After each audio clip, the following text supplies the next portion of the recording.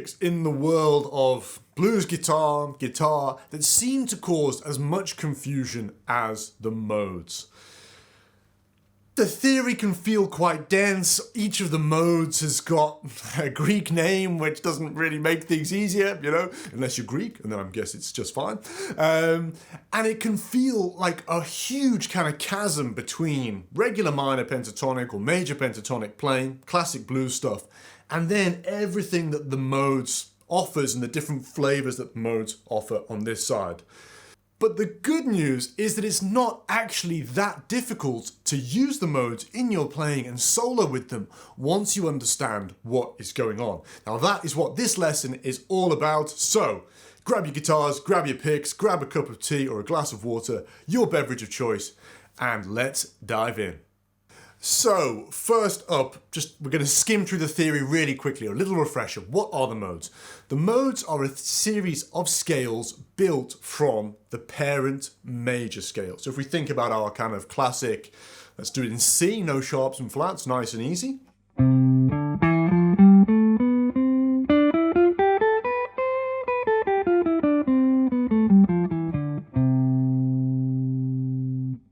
That is a 7-note scale, and each of the modes is built from one of the degrees of that scale. That sounds like a small shift, but actually it totally alters what is going on in the mode, whether it's a major mode, whether it's a minor mode, whether it has a very spicy and intense sound, a very dissonant sound, or whether it's a little bit smoother. Every mode, even though they all use that same series of notes, when we change the note that we view as the tonic, as the home bass, the relationship between all of the other notes changes, the intervals in the scale change, the chords, the sort of primary tonic chord that you're playing over changes, and so you can end up with, you do end up with 7 scales, each of which has a very different flavor, functions differently, produces sort of different chord progressions and movements. Really, really cool stuff. But that is kind of the core theory of what's going on. Now, today we're going to be focusing mostly on the Aeolian mode, which is the 6th mode of the scale, so the mode built on the 6th degree. So if we were in C, we'd be playing through the scale when we get to that 6th degree. C, C, D, E, F, G, A.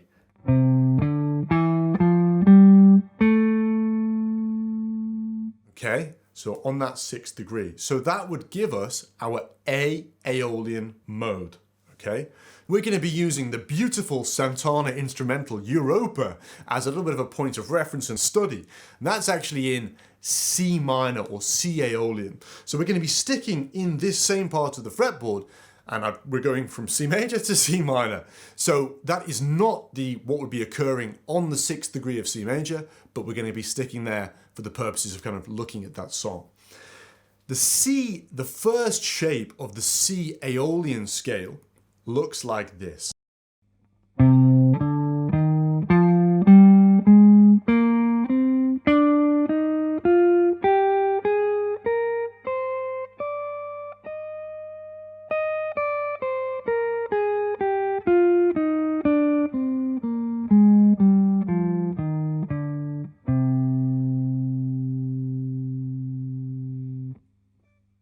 Now, for players who get over the theoretical hurdle of understanding the modes and what's actually going on, the next hurdle which they normally come up against is playing and using the modes. Because if we're blues players, we probably have a fairly decent minor pentatonic, maybe major pentatonic vocabulary. But when you get sort of met with that scale that we just played there, what are you doing?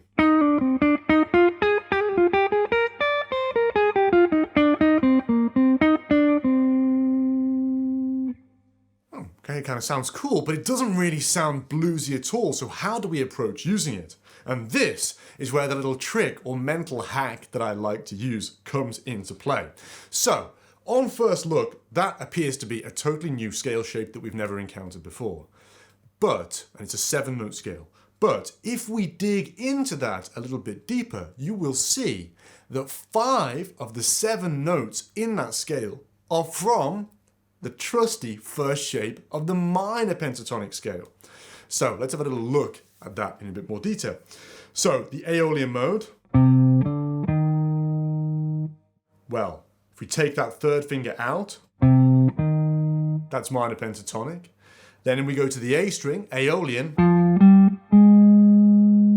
Take that little finger off, and it's just pentatonic. The Aeolian is exactly the same as the minor pentatonic on the D string. On the G string, the Aeolian looks like this. Pentatonic is this. Aeolian on the B string. Pentatonic on the B string. And then lastly, Aeolian on the high E string. Pentatonic on the high E string. So what we've got in the Aeolian is we have a new note here, a new note here, and then those repeat an octave higher. And one of them appears twice, okay? Otherwise, the scale shapes are identical. And understanding that is so powerful because it allows you to focus on pentatonic phrasing that you've always kind of, been working on and you've built a good vocabulary in. And then we can dip out and grab and target those two new notes in a very intentional way, which is going to bring us that modal flavour, push us beyond the pentatonic, but we can do that without losing that kind of bluesy touch in the playing. So now we're going to look at those two notes in turn and how to add those flavours into the playing. See you over there. So the first new note from the Aeolian mode that doesn't appear in the minor pentatonic scale is the major second interval. And when we push it up into the second octave, it becomes the 9. So in this key, in kind of our C minor, it appears at the 10th fret on the low E string, on the high E string, and then on the 7th fret on the G string. This is my favourite interval, I think, that exists on the guitar. It appears in many, I was just trying to do my mental math there, many of the minor modes. It also appears in major scale, so the major scale, major pentatonic Mixolydian mode. And so, whilst it is a major interval, it's a very malleable, very flexible note. You can use it when soloing in minor, and it sounds great. You can use it when soloing in major, when it sounds great. And honestly, it's pretty safe. It's hard to play that note and get into too much trouble. So if we just take like a very kind of classic bluesy starting lick,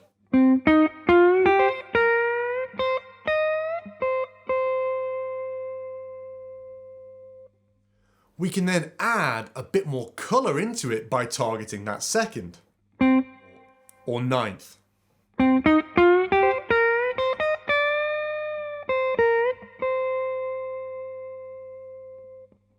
You can hear that it's still very much blues territory, but there's something else in there that moves us beyond the minor pentatonic, and it sounds fantastic.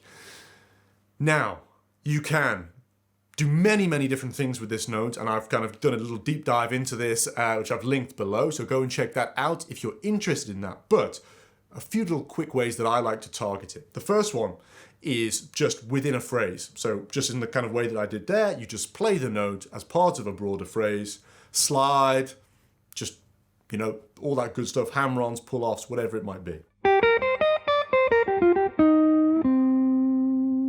It's not the star of the show, it's just adding a little bit of a different colour. The second thing that I love to do is I love to bend it up a semitone into the flat third. So the next note of the scale is the flat third, the minor third, the big powerhouse note from the minor pentatonic scale, and also the Aeolian as well. And if you bend up from the second or the 9th into that flat third, it sounds incredible.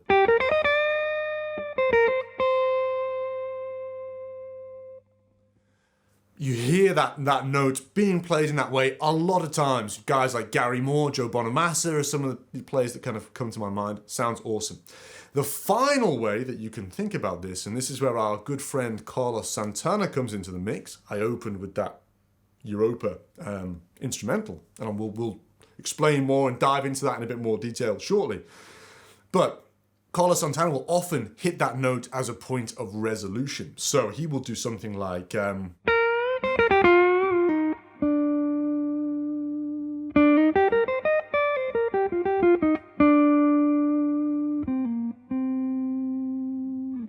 So there, by hitting that note as a point of resolution, it really changes the flavour of what's going on. It sounds much more Latin, much more Carlos Santana vibe than it does classic blues vibe.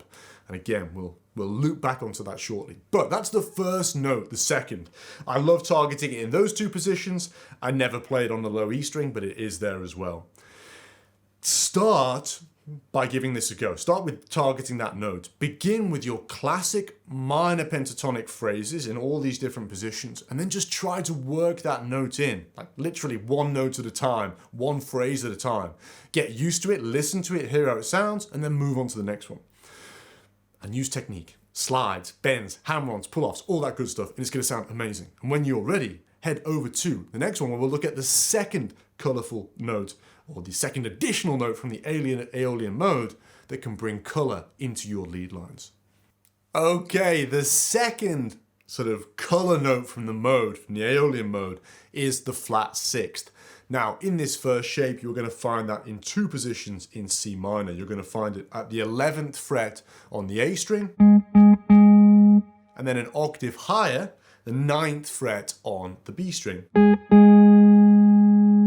Okay, those are the two positions. Now, this is a pretty heavy hitting note that has the potential, unlike the major second, it's not so sort of universally applicable. And it can create some pretty angular sounds if you're trying to use that over a blues progression. So let's say that we were playing a minor blues and we're playing like C minor as our one chord. Okay. If we put that note over the chord, over the C minor chord, then you're hearing this kind of a sound.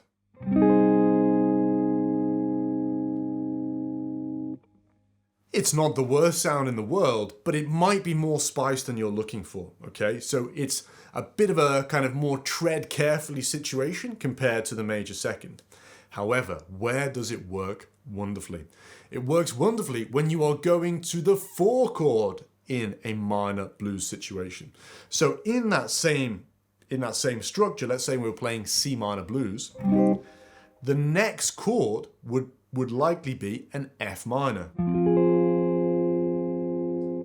Well, the 3 notes of an F minor chord, we have the F, we have the A flat, and we have the C. The A flat is that flat 6. So if you get to that note over the 4 chord, it's an amazing way of spelling out that change. And in the same key that we're playing in here, in C minor, a great example of that would be Led Zeppelin's Since I've Been Loving You. Starts like this.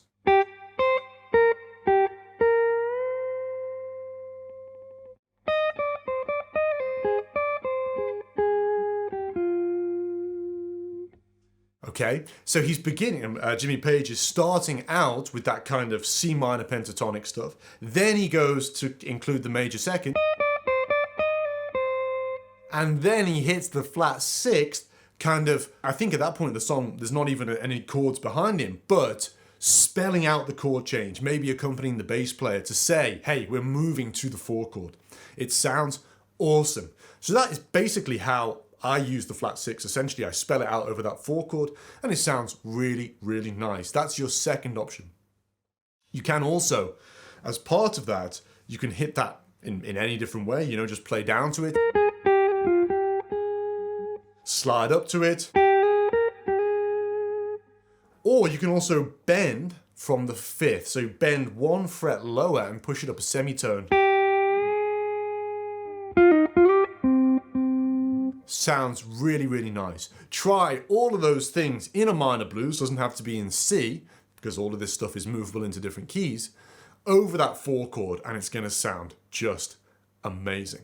Okay? That's the sort of second colour note. And again, you can approach all of this from a base of just minor pentatonic goodness.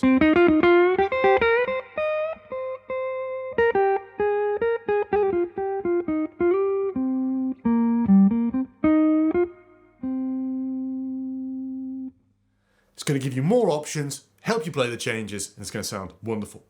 That's the second colour note. When you have kind of given that a go, tried it out, head over to the next bit of the lesson where we'll look at one final way that we can bring a bit of modal colour into our playing while still sticking very much in minor pentatonic territory.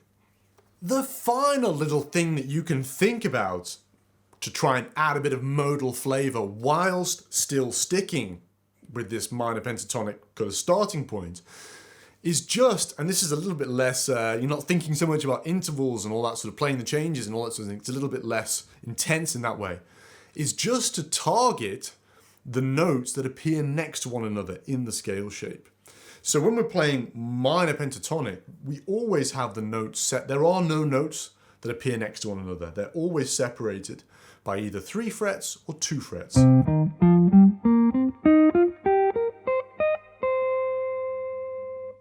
As soon as we get into playing the modes, that's not the case any longer. There are these positions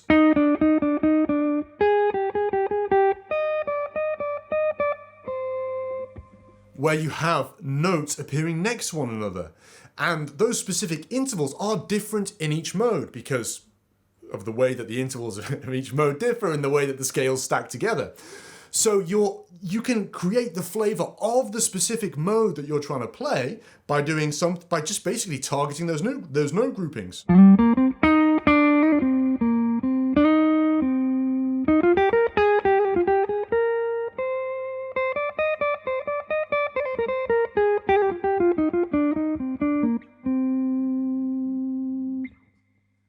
You hear that kind of stuff all the time, like Jimmy Page does it in that Since I've Been Loving You intro. Rory Gallagher actually does that idea a lot.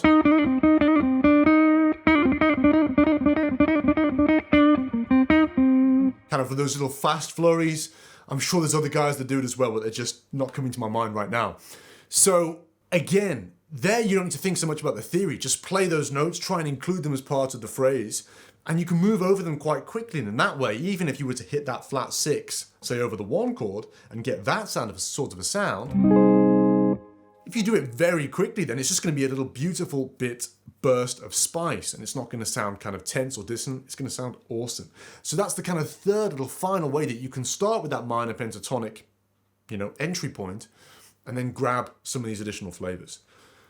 However, that is not to say that this is a free ride. There are a couple of different things that we need to think about to bring this all together and to make it happen and to make it sound good. So, once you have kind of tried that final point, head over to the next bit where we're going to put it all together and give you the tools to really bring this to life in your solos. Now, when you add these new colors into the mix, and now you've got a cool kind of starting point to do that, there's a lot more flavors kind of in the mixing bowl, if you see what I mean. And you have to be careful, you have to think about how to manage that properly. And here there's a few different things to say. Ultimately, you are the head chef. So when you're soloing, when you're improvising, you can do whatever you want.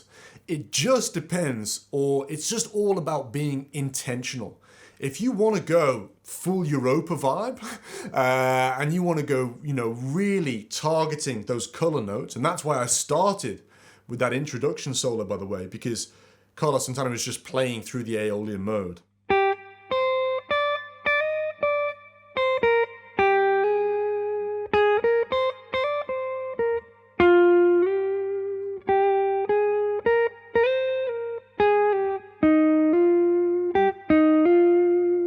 He's just like hitting that major second or the 9th and then the flat 6th over and over again.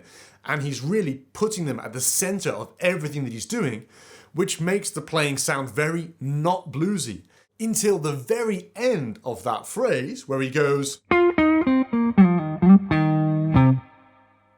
which is like classic blues territory. So you can swing out on this spectrum of classic blues with just a little extra something in there, all the way to Carlos Santana, Latin vibes, all that other stuff happening over there. The way that you can do that and manipulate that spectrum is twofold. Number one, duration of the, or maybe threefold. Number one, duration of the notes. So if you're kind of like he is,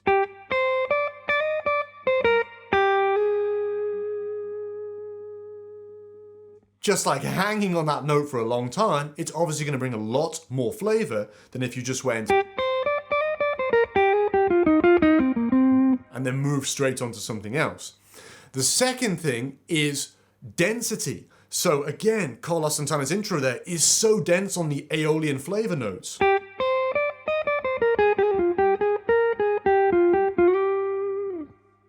So that's why it sounds so different to kind of classic blues.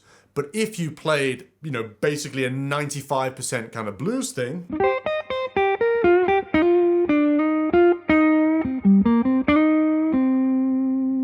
just adding that major second into the mix, it's going to sound very bluesy with a little bit of extra something. And then the third little thing to think about there is is sort of where you place the notes within the phrases. So again, if you resolve to the second,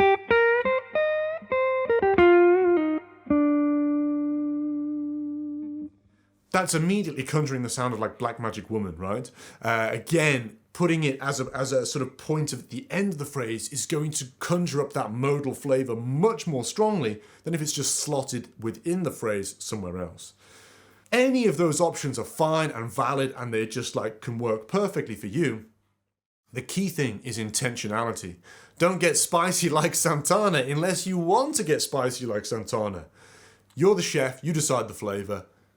Just go for it. My one kind of final piece there is that probably best, if you want to be mostly bluesy with a little bit of extra flavour, to start out on the more cautious side of things. It's quite difficult to sort of backtrack and go Latin to blues, but it's easier to go bluesy and then get a little spicier as the solo goes on. So that's just one little kind of point to keep in mind. The final little thing to say when you're putting this all together, maybe it's split up into two parts, is the minor pentatonic is always there, okay, in the Aeolian mode. So if you're feeling lost, you're not sure where these additional flavours are, you just revert back to the good old, and it's going to sound awesome. And then when you kind of found your feet or found your fingers again, then you can go and target those other notes if you want to, and if it's appropriate to do so, because there's loads of times where those notes don't need to be played. The minor pentatonic scale or the blues scale is what it's all about, and that's what you want to target. So this is a tool in the toolbox. Just because you have that tool doesn't mean that you need to pull it out for every single job. It's something that you should feel comfortable with and then use when the musical context calls for it. And speaking of musical contexts, we've talked about the Aeolian mode here, but this same relationship applies to all of the modes. So Dorian is a minor mode. Looks like this.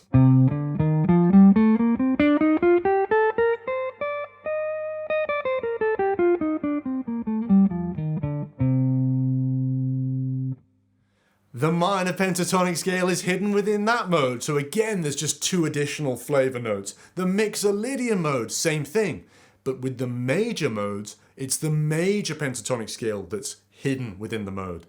But the same process applies. So this trick, you're going to get a huge bang for your buck out of this trick. You can use it with all of the modes and all the ones that you use in your blues soloing, and it's just a great way to get started and to think about the modes. And then you can be very intentional in targeting those additional flavours. That's it from me today, guys. Good luck with this. And if you want a free ebook with my sort of guide to essential blues scales with all of the modal scales, Aeolian mode, Dorian mode, Mixolydian, major scale, all that good stuff, in 7 different keys that you're likely to encounter a lot as blues players, with these additional notes and intervals marked on them, just click the link below. It's totally free, and it's going to be a massively important and useful resource as you're kind of getting into this modal style of playing, or even just as a refresher if you've been doing this for a while. So that's enough from me. I will leave you to go and practice. Bring those spicy Carlos Santana vibes, bring those classic blues vibes with a bit of flavour, and have fun.